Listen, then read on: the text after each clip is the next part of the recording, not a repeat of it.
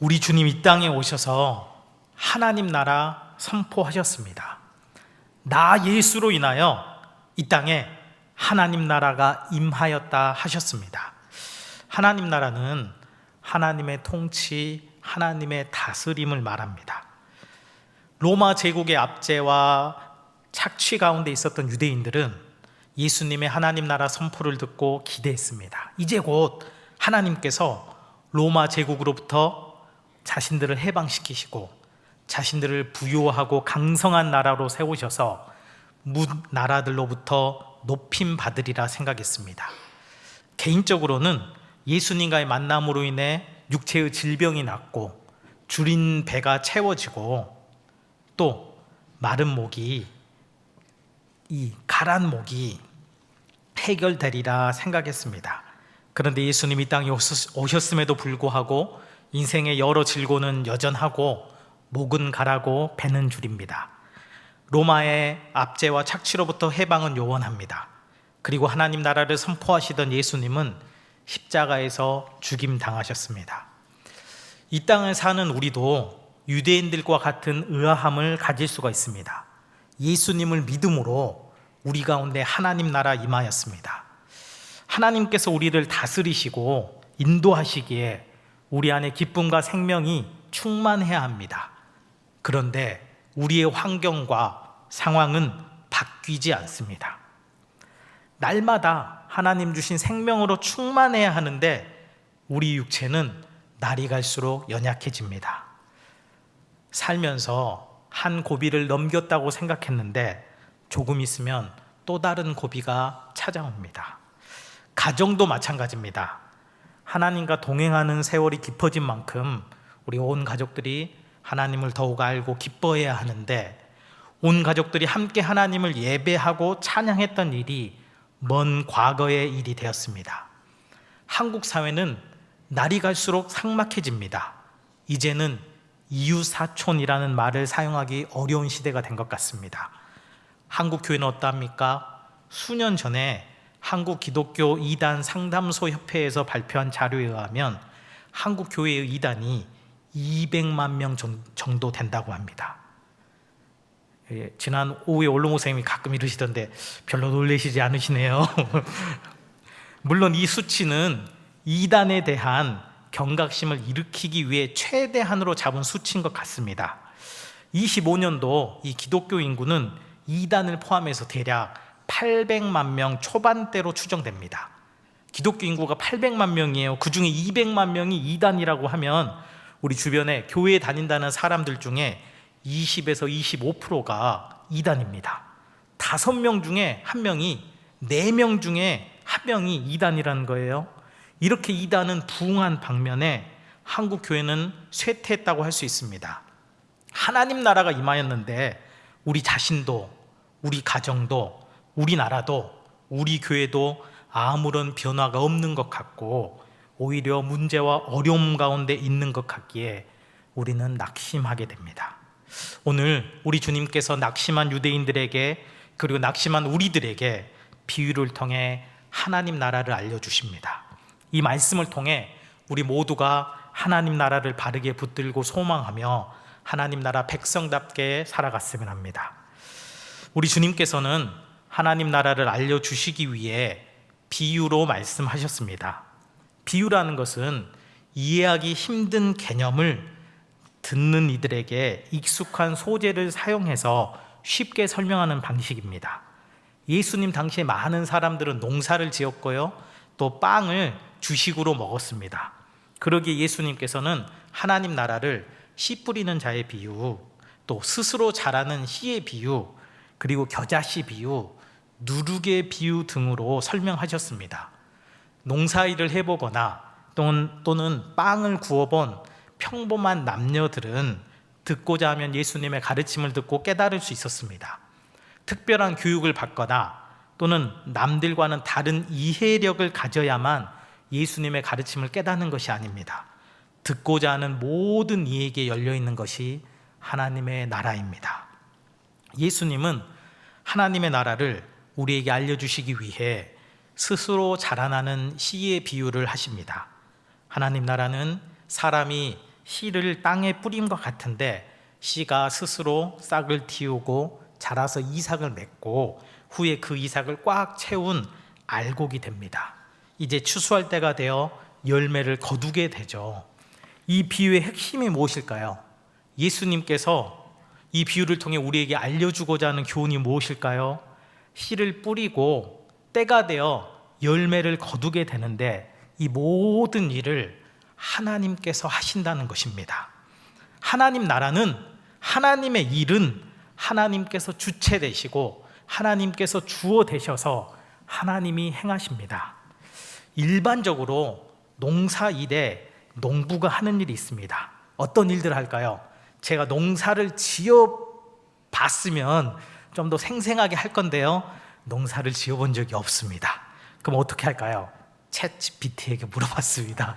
농사일은 어떻게 하는 거야? 막 혹시라도 이렇게 존댓말을 쓰면 더 친절하게 가르쳐 줄 것 같아서 농사일은 어떻게 하는 겁니까요? 막 이제 이렇게 물어봤는데, 준비 단계에서 땅이 씨앗을 잘 품도록 땅을 갈고 돌이나 잡초를 제거하죠. 이제 시작 단계입니다. 알맞은 시기에 적당한 간격으로 씨를 뿌립니다. 그리고 그 씨가 잘 자라도록 물을 주기도 하고 물을 빼기도 합니다. 잡초를 제거하고 병충해를 방제하고 잘 자라나도록 비료나 거름을 줍니다. 작물의 종류에 따라 지지대를 세워주고 가지치기도 합니다. 그리고 적절한 때에 추수하고 수확한 것을 잘 보관합니다. 농부가 많은 일을 합니다. 그런데 오늘 말씀은 농부가 하는 최소한의 일을 기록했습니다. 이 말씀을 듣는 우리는 실은 농사를 지어본 분들이 많지 않기 때문에 실은 이 비유를 들으면서 별로 이렇게 낯선 부분들이 없어요. 그런데 이 비유를 들었던 대부분의 농부들은 실은 이 말씀을 들으면서 의아한 부분들이 있는 거죠. 농부가 씨를 뿌리고, 오늘 본문에서는, 오늘 이 비유에서는 농부가 하는 일이 씨를 뿌리고요, 나중에 추수하는 일만 해요. 그런데 그 중간에 여러 가지 일들이 있는데 다 생략되어 있습니다. 이 중간에 생략된 부분, 당시 사람들이 듣기에 의아했던 그 부분이 실은 이 비유의 핵심입니다. 성경은, 예수님은 사람이 하는 일을 최소화하면서 지금 무엇인가를 말하고자 합니다. 우리 27절 말씀인데요, 함께 읽겠습니다. 그가 밤낮 자고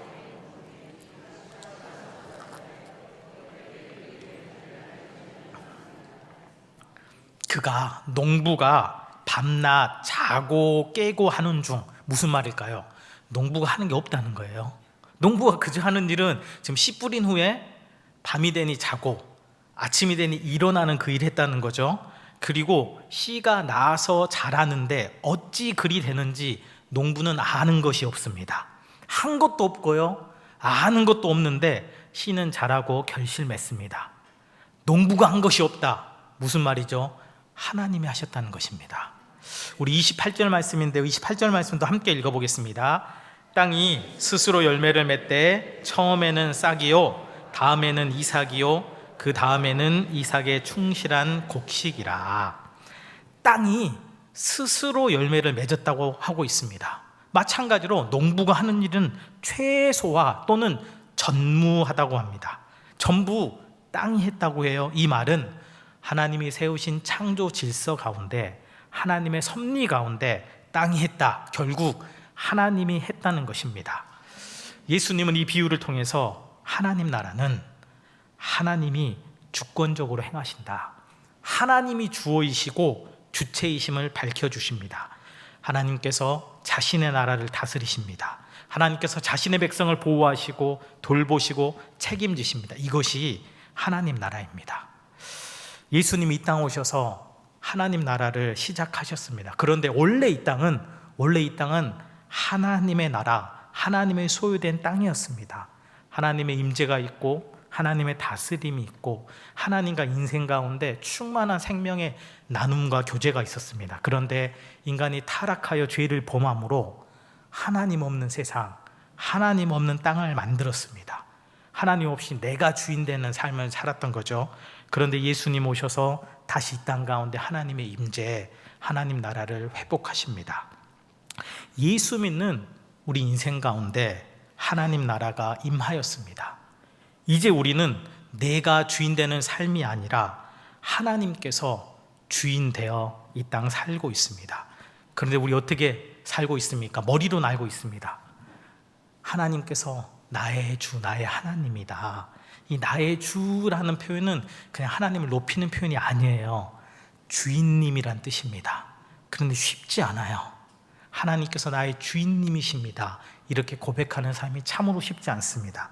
여전히 우리는 내가 내 힘으로 살고자 하고 우리의 욕망과 감정이 우리의 삶을 지배하고 있고 우리 자신의 안위와 영광을 구하며 살 때가 많습니다. 그렇게 힘겹게 살아가다 어떠한가요? 인생의 문제 어려움 가운데 하나님께 내어 맡길 때, 하나님의 주되심을 인정하고 도우심을 구할 때 하나님께서 우리에게 놀라운 평안과 기쁨을 주시죠. 자기 개발서에 나온 이야기라고 하는데 우리가 하는 염려와 걱정의 40%는 절대 일어나지 않는 일이라고 합니다. 그리고 30%는 이미 지난 일이라고 합니다. 그리고 한 12% 정도는 걱정을 해칠 정도로 과도한 걱정이라고 하고요. 또는 타인의 비판 등 바꿀 수 없는 일이 8%라고 합니다. 대략에 따지면 90% 정도가 돼요. 걱정할 만한 일은 10% 미만인데요. 그 중에 한 3%는 우리가 걱정하고 염려하는 것보다 좋은 결과가 나온다고 합니다. 실제적으로 염려할 만한 의미 있는 일은 6%도 안 된다라는 거예요. 우리가 하고 있는 걱정의 대부분은 그렇습니다. 그런데 우리가 우리 이 땅 가운데 우리 자신의 힘으로 살아가고 내가 내 인생의 주인인 것처럼 살아갈 때 많은 염려와 걱정이 우리 안에 밀어닥칠 때가 있죠. 한 번은 갑작스러운 염려와 걱정이 저를 지배했던 적이 있습니다. 저는 아들이 하나입니다. 많이 아끼고 사랑하죠. 그런데 어느 날 갑작스러워요. 무슨 특별한 일이 있었던 거 아니에요. 어느 날 이 아이를 초등학교에 보내놓고 학교에 보내놓고 갑자기 염려와 걱정이 밀려왔습니다. 무슨 해코지를 당하지 않을까, 아이가 힘들거나 어려운 일 있지 않을까, 특별히 무슨 트러블이 있었던 거 아니에요. 그런데 갑자기 걱정이 막 밀려오면서 막 안절부절, 학교에 전화해 볼까? 바로 옆에 부평초등학교니까 한번 가볼까? 교장 선생님도 알고 있습니다. 교장 선생님과도 이렇게 한번 인사도 나누고 그랬는데 갑자기 불안과 염려가 밀려왔어요. 할 수 없으니 기도했습니다. 어떨까요? 기도하는 중에 뭘 깨달았나? 기도하는 중에 이 아이의 진짜 주인이 누구고 진짜 보호자가 누군지 떠올리게 됐습니다. 하나님께서 이 아이의 진짜 아빠 되시지, 하나님께서 이 아이의 진짜 주인 되시지, 보호자 되시지. 내가 이 아이를 아끼고 사랑하지만 나는 무지해서 이 아이에게 일어난 일을 다 알 수 없고 저는 무능해서 이 아이의 그 문제를 해결해 줄 수 없는데 이 아이의 진짜 아빠 하나님은 전지하시고 전능하시니 내가 걱정할 것이 없구나. 제가 이 아이를 생각하면서 내가 이 아이를 바라보고 사랑하는 것과 비교되지 않게 하나님께서 저를 사랑하시는 것을 떠올리면서 맞아, 하나님이 이 아이를 그렇게 사랑하시고 위하시지. 하나님께 실은 하나님의 주인 되심을 고백할 때, 하나님이 진짜 우리 가정의 보호자 되심을 고백할 때 그 갑작스러운 엉뚱한 걱정과 염려를 멈추게 됐습니다. 하나님께서 우리 인생의 주인 되시고 우리 가정의 주인 되시고 우리 공동체의 주인 되셔서 우리를 다스리실 때 우리 안에 주님 주신 놀라운 평안이 있습니다. 그러면 하나님께서 주인 되시고 이 주체 되시는 하나님 나라는 어떤 특징이 있는가? 때가 되면 열매가 맺힙니다. 결과가 있습니다. 이것이 생명이 가진 특징입니다. 생명은 나서 자라고 열매 맺습니다. 시작이 있고 과정이 있고 결과가 있습니다. 우리 28절과 29절 말씀 우리 한 번 더 함께 읽어보겠습니다. 땅이 스스로 열매를 맺되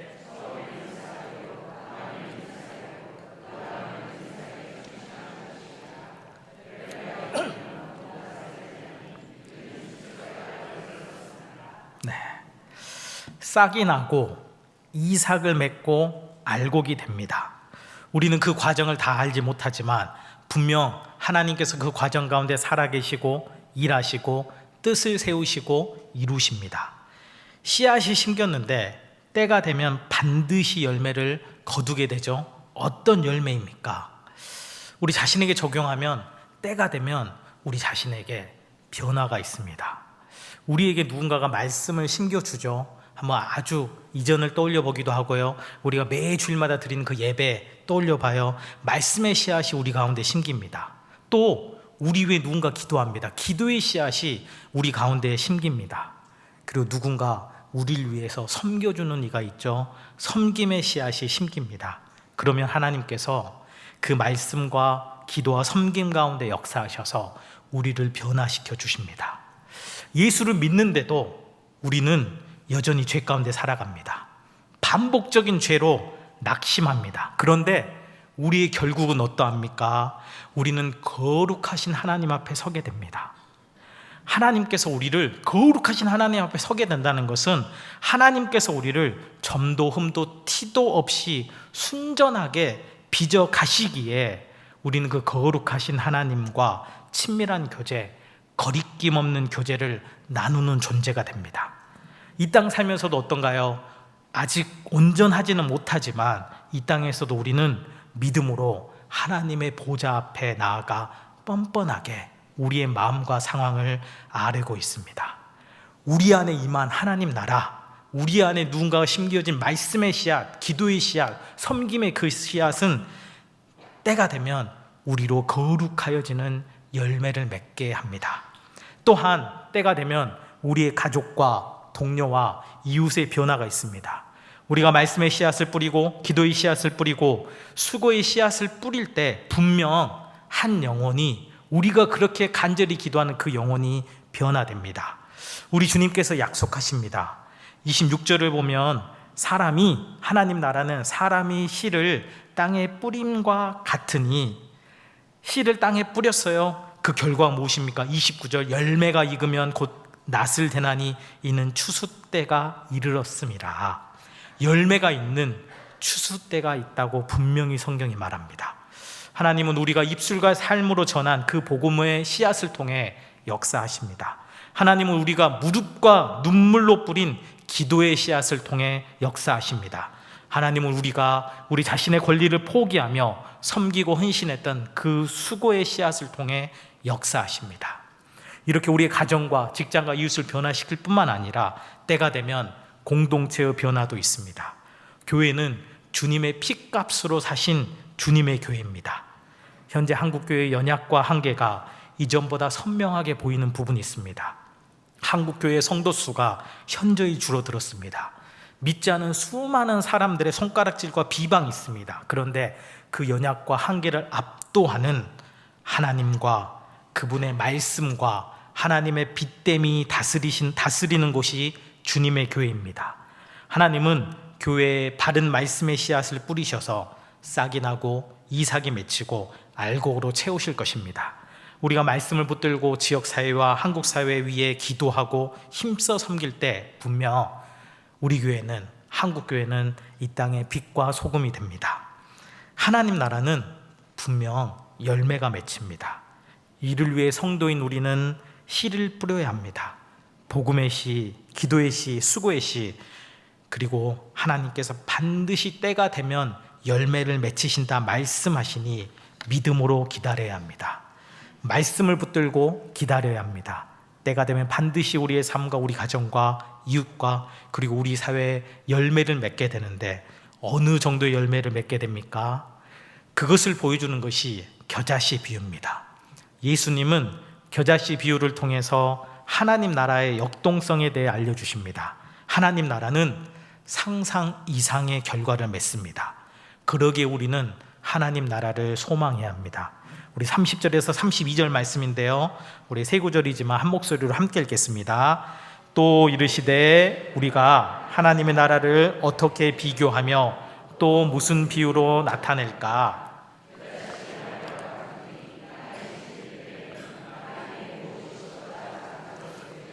심긴 후에는 자라서 모든 풀보다 커지며 큰 가지를 내나니 공중의 새들이 그 그늘에 깃들일 만큼 되느니라. 예수님께서 하나님 나라의 시작을 겨자씨 한 알로 비유하셨습니다. 겨자씨 한 알은 당시 사람들에게 있어 정말 작고 미미한 것을 나타내는 관용적인 표현입니다. 우리나라에서는 작다, 사소하다는 것을 표현하는 관용어로 눈꽃만 하다, 콩알만 하다, 쥐꼬리만하다, 좁쌀만하다, 이런 단어들을 사용하죠. 하나님 나라는 그 시작이 겨자씨 하나 같고 좁쌀만하고 쥐꼬리만합니다. 그런데 심긴 후에는 하나님께서 놀랍게 역사하셔서 열매 맺혀서 모든 풀보다 더 커지며 큰 가지를 내며 새들이 그 그늘에 깃들 정도가 됩니다. 이를 두고 많은 학자들이 이 겨자씨 풀 또는 겨자씨 나무가 2m다, 3m다, 4m다 여러 가지 이야기를 합니다. 이스라엘 기후는 이곳과는 다르고 한국의 겨자나무와는 다르다 많은 이야기를 하는데 핵심은 매우 작았는데, 그 시작은 매우 작았는데 참으로 커졌다는 것입니다. 하나님 나라는 반드시 결과를 맺는데 그 결과는 인간의 기대와 상상을 뛰어넘는 크고 강하고 풍성하다는 것입니다. 지금 우리는 이 땅을 살면서 예수를 믿지만 우리의 삶이 잘 바뀌지 않는 것으로 낙심합니다. 문제도 여전하고 그 문제로 인해 쉽게 아파하고 분해하고 혼란스러워하고 넘어지는 우리도 여전합니다. 예수 믿어도 가정이 변화되지 않고 한국 사회와 한국 교회는 더욱 퇴보하는 것 같습니다. 우리 눈에 보기에는 예수 믿어도 변화가 미미한 것 같습니다. 좁쌀만한 것 같습니다. 생명의 역사, 구원의 역사가 겨자씨 한 알만한 정도입니다. 그런데 이런 우리에게 주님께서 말씀하십니다.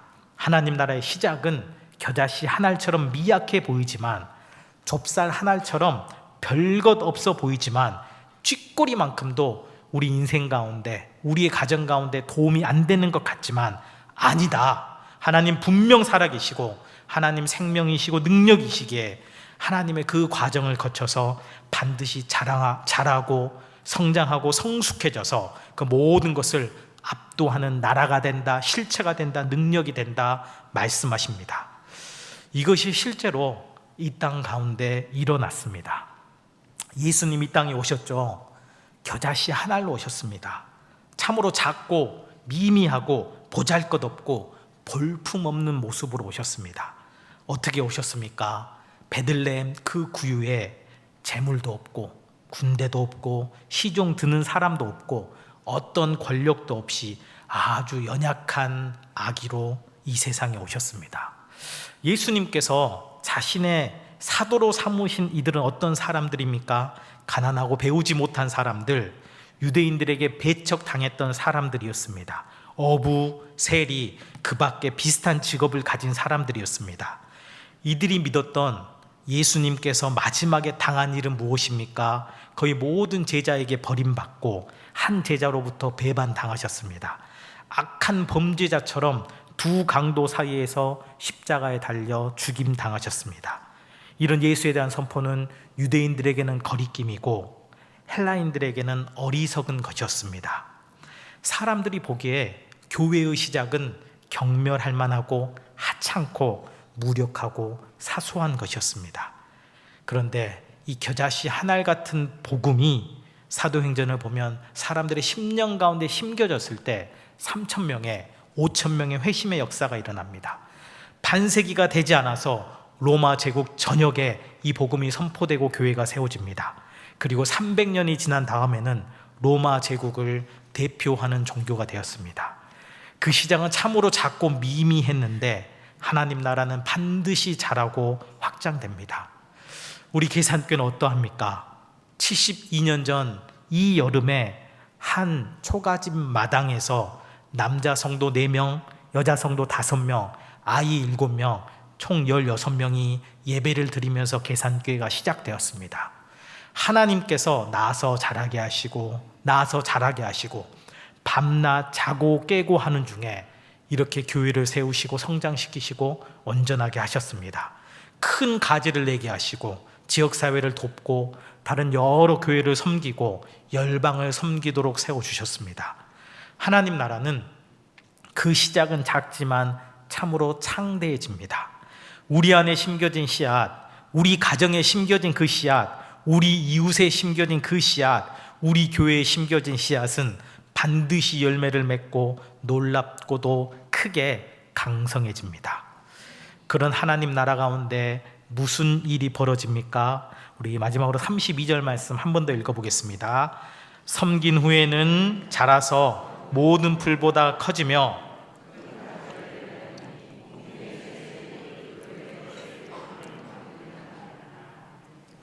공중의 새들이, 수많은 새들이 그 그늘에 깃들일 만큼 된다, 성경이 말합니다.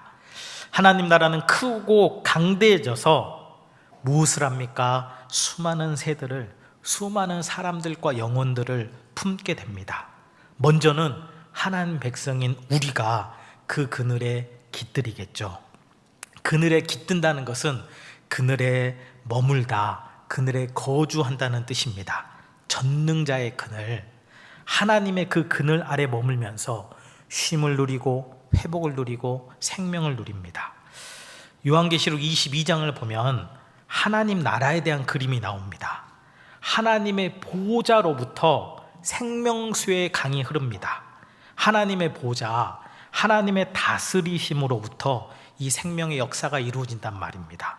생명수의 강이 길 한가운데 흐릅니다.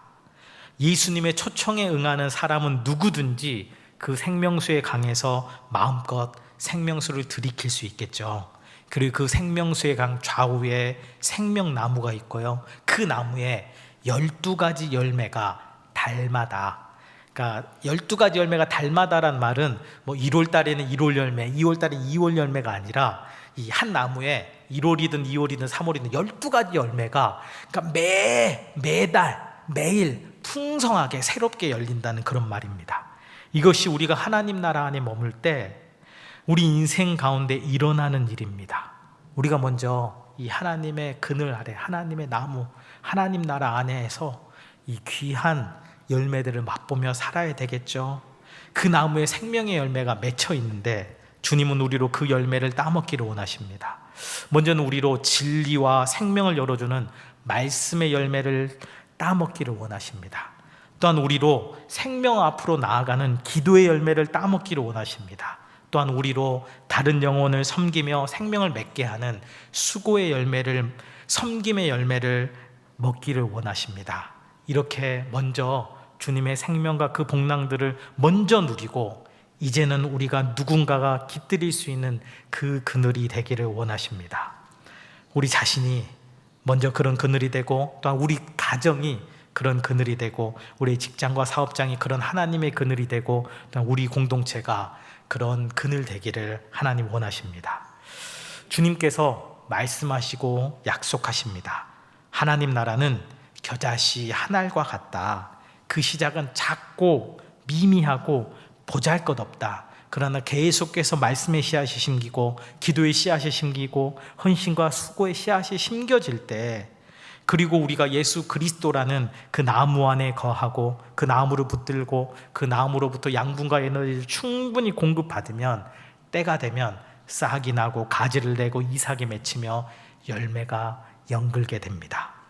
그 그늘 아래에서, 이 하나님의 그늘 아래에서, 부족하지만 우리의 그늘 아래에서 수많은 사람들이 예수를 알게 되고 생명을 누리게 되고 하나님의 다스리심을 고백하게 됩니다.